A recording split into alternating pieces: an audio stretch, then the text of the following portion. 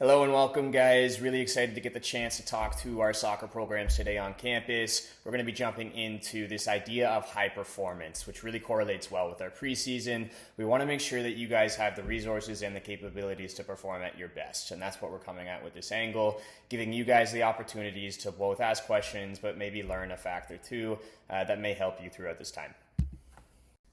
So, big points in terms of topics that we're going to talk about. We're going to dive into what performance training is, why it's essential, more so what it is to be a high performer and what it isn't. This is going to be a lot of talk about fueling, training, and recovering, both in terms of what we should eat, how we should train, and how we can be smart in terms of our recovery. And then we're going to talk about our initiatives that we like to put in place, and then what you can expect in general from an admin perspective. In terms of like what lifts will be looking like in and around your season and how we are going to support you throughout this time as well. High performance is really a holistic view at how we take an athlete from point A to point B. How do we approximate excellence both on the individual and team level to help us climb a ladder towards a better place? High performance as an athlete, I think, is something that you guys should really care about because it determines how your memories of your experiences will go in our environment. The harsh reality of this entire situation is that no matter if you're a veteran or a rookie, entering year 5 or 1, go on to do great things or not great things, everybody in this room will not play forever. Your playing days will come to an end. That's why we want to empower you. We want you guys to seek a better version of yourself and understand more about how you can perform at a better level so that when you get to that point where you're not playing anymore, you don't have to look back and say, well, hey, I wish I could have done this. Don't wish, do. So don't let these days pass you by. Make the best of your time in preseason. Work hard. Leverage the supports that you have, both in S&C, in therapy, in nutritional guidance as well, and chase success together. Understand that this is a collective mission. And so just to reiterate again, the ultimate goal of high performance training is to inspire you as an individual athlete to chase excellence. We want you guys to strive for something. We want you to move in a direction that inspires you, but also challenges you. And what ends up happening is if you get enough people within an environment to act in these similar ways, the collective unity of a team goes up, and that ends up leading to better performance, which is what we're chasing. So the best part about being a student athlete at UWaterloo within these high performance teams is that you guys have access to a wide variety of staff whose goal is to help you achieve your goals, right? So you have access to therapy staff, you have access to strength and conditioning staff, to coaching staff and media staff as well, who can help you guys out with common difficulties or common measures, right? The biggest thing I've seen throughout my time at Waterloo is that these supports aren't leveraged appropriately by athletes. You need to understand that these are hundreds of dollars worth of investment on your own outside of these environments. So make use of these people while you have access to, and understand how they can help you. Now, seeing as I come from that strength and conditioning background, I'll kind of speak to that a little bit more here. And all things considered, as you approach your season, it's really important that you guys understand how we fuel, how we train, and how we recover.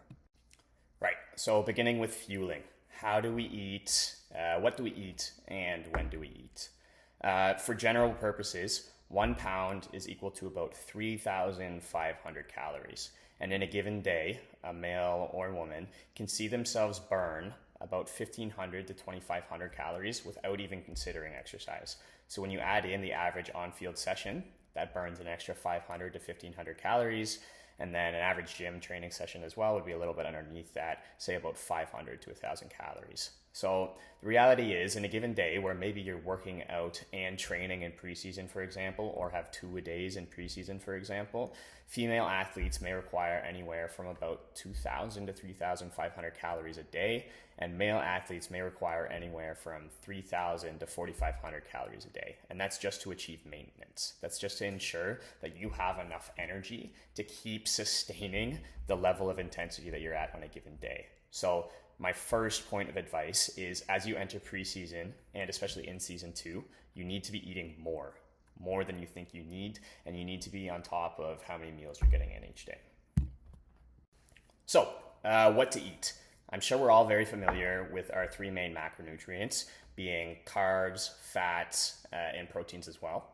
And there's a really cool interaction effect when we're exercising that basically says at low intensity exercises and rests, we burn fats. But as we exercise more and approach higher intensities, we shift that fast usage in terms of our fuel to be more carbohydrate focused. So when we're at high or extremely high intensities, as we see in training or in the weight room as well, we're only using carbohydrates pretty much as our main energy source. So when we're done with exercising, carbohydrates end up being a very big problem, potential problem, shall I say, that we need to replenish. On the protein front, it's not as much of an energy source, but more as a building block. So if we think about its usage, when we're under high training loads in and off seasons, proteins is really what helps us maintain structure. So they keep our tendon health, they keep our muscular health. They're what builds up your body's resilience to stress. So in season, we should be aiming for about 0.8 to 1 grams per pound of body weight each day. So my example there is for a 160 pound human, we're hoping to get somewhere between 128 and 160 grams per day, which is a lot, but I promise you, you could even need even more than that as well. Outside of carbohydrates and proteins, those are your big two, we want to consider color. So color for diverse reasons is beneficial to us, but I'll keep it very simple and just say that it's what keeps you healthy, essentially. So our nutrition point number 2 is to eat a lot of carbs and proteins, especially when we're on 2-a-days or have multiple training sessions each day. But also consider adding color into your diet wherever possible and make sure that that color is natural as well. This is a great slide for you guys to pause on and kind of examine yourself, but it really just breaks down how we want our plate to look. So about a third lean protein, a third whole food carbohydrate option, and then a third vegetable and fruit as well. And then a really important point on hydration is that we need a lot more water than you're thinking. So we've talked about our protein and our carbs already, but 4 to 5.5 liters per day. So you want to think about potentially 2 milk jugs a day worth of water entering your system. We sweat a lot, especially during the summer, and making sure that we have enough water in our systems to keep us going is paramount to success as well. Okay, as an athlete, this slide is more of a use for you guys as kind of like a grocery shopping list. So this is another one I would pause on, maybe take a screenshot. I'm not going to spend a lot of time on it, but just understand that the options on this list are very helpful in terms of understanding what healthy options of each of our carbs, proteins, or fats may look like as well. Okay, so we talked about how to eat and what to eat. Let's touch on when to eat. So especially in preseason, we're still talking about our main macronutrients here that we're going to supplement with. We're ensuring that we get ample carbohydrates specifically before and after a session. And then particularly after a session, let's make sure that we're trying to consume as much protein as possible. So your easy ways of getting this done are a protein bar or shake within 3 hours-ish afterwards of practice, ideally a lot sooner, about 30 minutes to 2 hours. And if we're playing a game, let's try and carbo load a little bit. So a bowl of pasta is something really common amongst the athletes I've coached and been around for a while, and it does the trick. So keep it simple, but make sure that we're carbo loading appropriately before a game, before a practice, and after a practice as well, especially in preseason when we're on 2 weeks. Now, acknowledging that we're all on the student athlete budget as well, let's talk about how we can make this all happen at a reasonable price. So there's a few proteins, carbs, and fruits or veggies that are reasonably cheap, and these are good options that generally help you fill the quotas we've detailed previously. But some general strategies that may aid you out include meal planning. So do this all the time. Make good usage of the freezer you have as well. Pack your lunch and make your coffee at home. Starbucks is amazing, but those $4 lattes will add up quickly. And then also consider as well, meat doesn't necessarily need to be the be-all end-all. You can get by as well with beans, lentils, and chickpeas. These are great things that cost under $2 a can as well. Finally, we all love our Lizzie's. I get it. But if you're trying to be an athlete on a budget, maybe consider purchasing food for grocery reasons and not for going out reasons. So, essentially, in terms of fueling yourself, to review our points, we want to eat more, especially in that preseason when we have multiple activities a day.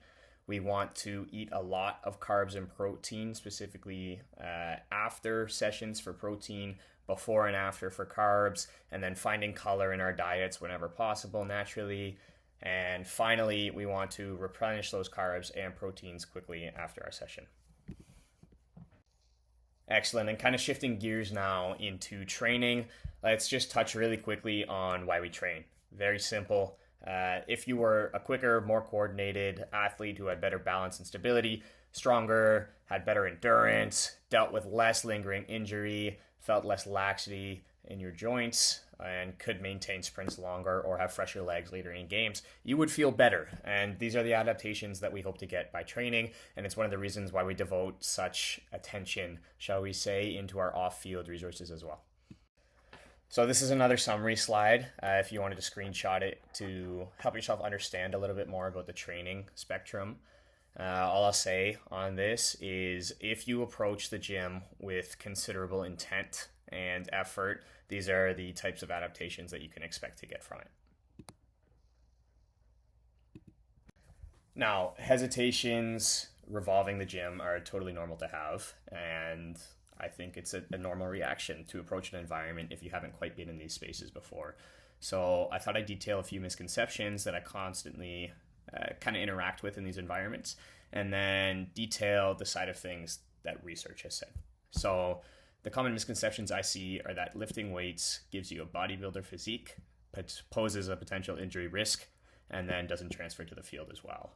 So if I approach each of those, 1, 2, and 3, I would say, we know you're not a bodybuilder. We care for you genuinely as humans and athletes, and it's part of our role as coaches to want you guys to excel as much as you can. Part of that means in having the knowledge and understanding of how each sport operates, and we understand that you guys aren't football players, or rugby players or basketball players. We understand where the demands of your sport lie, and we program accordingly. So half of your sessions wouldn't even involve weights, for example. We know that you guys are predominantly an endurance sport, and we treat it as such. So on the injury risk front, I would say that naturally the conversation I actually have most about this is that getting off a bus or walking down a sidewalk carries an injury risk too. That doesn't mean you don't do it. There's so many studies here that essentially corroborate the facilitation that lifting provides on your tendons and muscles. So I always tell my guys, like, we're literally bulletproofing you. We're not trying to injure you. And this stuff works a lot, right? The people who lift more actually stay healthier on the field for longer periods of time. And then finally, for those who maybe ask me, well, does lifting transfer to the field? I would just ask you to take a trip back to the previous slide and ask yourself if any of the qualities on the left there sound like something that could better your game. And if it does, then give this a chance and provide some intent with it as well. So kind of in summary on that front, us as coaches, we are here to make you stronger, faster, more reactive, and for the odd person, occasionally bigger too. But our number one priority while you're in season is to keep you healthy and make sure your time on the field is better.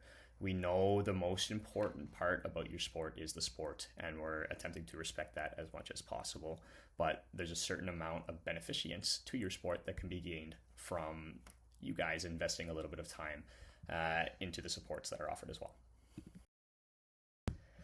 Now, I think anecdotally, one of the best parts about training is the culture that it provides. I think when you look left and right and you're able to see people working really hard around you, it kind of sets off a different gear in your mind that says, okay, I'm happy to be here. I'm excited to be here. I need to work hard too because other people around me are working hard. And when you see people working hard and other people see you working hard, it elevates the baseline in terms of expectations. And again, just reiterating on previous comments, helps elevate the team culture as well. So to summarize training and give you guys a better understanding, training your body outside of the field is really essential. There is a large host of benefits that you can take away by training. And lifting as a team is really effing fun, for lack of better terms. And there's a real culture to be forged in the fire. A lot of benefits that you can gain from it as well. And moving on finally to recovery, this is probably the single most underutilized resource for athletes within our space. And understanding why we recover may help to sort of mitigate that. So every time you partake in any sort of strenuous event, micro tears of the muscles happen. And that means your tendons, your ligaments, your muscles, everything we use to create movement essentially wears down quite a bit. It depletes our energy stores, which we've talked about previously, and applies a real sort of stress to our nervous system, which means our coordination, our response time gets worse as well. As we apply stress to the body, it's natural that some sort of inflammation occurs. We get waste product accumulation. That's that feeling of like lactic acid and dead legs as well. And then, of course, naturally, we sweat quite a bit, so we lose fluids and electrolytes too. In other words, your body just gets clogged from this. And it's why investing properly in your recovery to help mitigate some of these effects is so essential for you.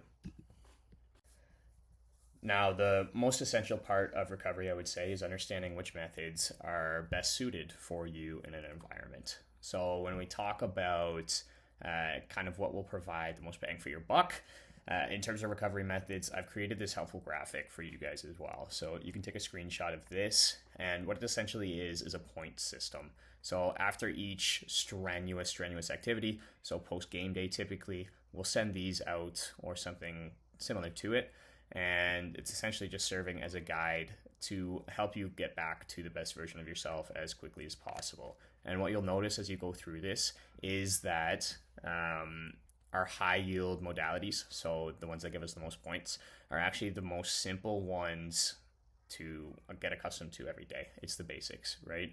So making sure we get greater than 8 hours of sleep. I always say 8 is great. Post game day, 10 is zen, which is wonderful. Making sure that we can get a nap too is actually a really great strategy, both pre-game and post-game as well. Making sure we have large meals with proper carbs, proteins, and color, as we've talked about, and then making sure that we're keeping our hydration up. Those are your main recovery tools.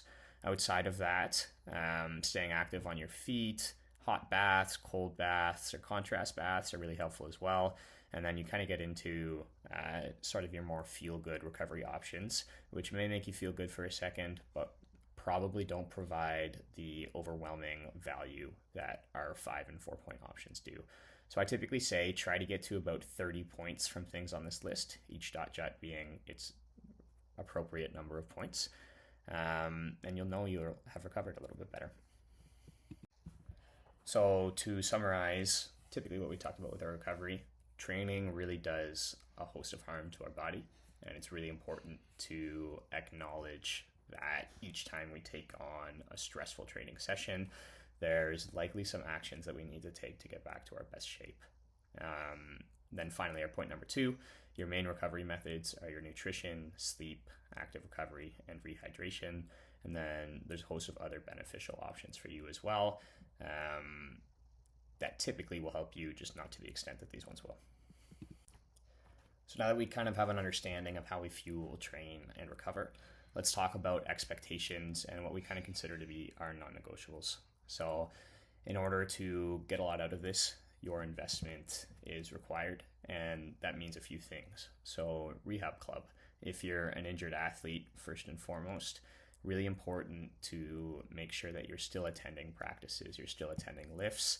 Let's find a reason for you to join the group rather than looking for excuses for you not to be around. So from a presence point, from a culture point, from a recovery point, it's more beneficial for you to be there than to jump off. And then in general, attendance is required for these types of things. We work really hard as a community to put all of this stuff out for you guys, and we know the benefits that can come from helping you guys. So making sure that you guys put the effort out, even when it's difficult and it's tough, to come out there with intent and put your best foot forward in these sessions. I promise you it will benefit you in the long run as well. And that's not to say that we're not flexible as well.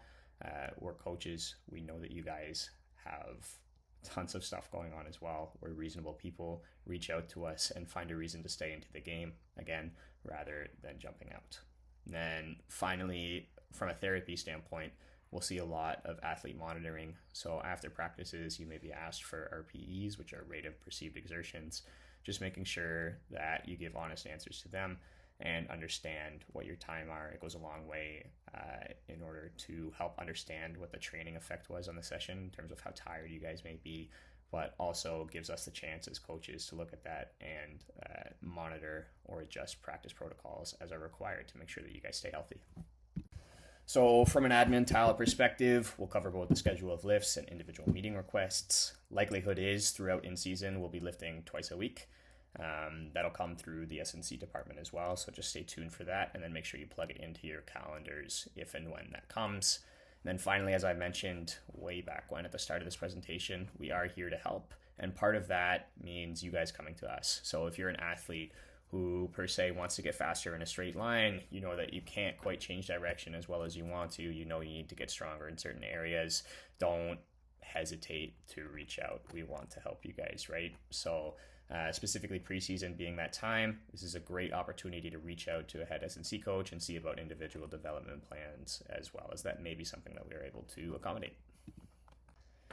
And then this is kind of a graphic just to show you guys how the gym's focus changes throughout the year. So as mentioned previously, we want to keep you guys healthy and on the field. That means there isn't a crazy amount of investment from us while you're in season. The focus is on keeping you guys healthy, and even if we do lift on certain days, a lot of that may just be pre-practice prep, or it may be game prep, and it won't be as intensive. But as we move into the postseason and off-season, both your individual expectations and team expectations will rise a little bit to reflect that.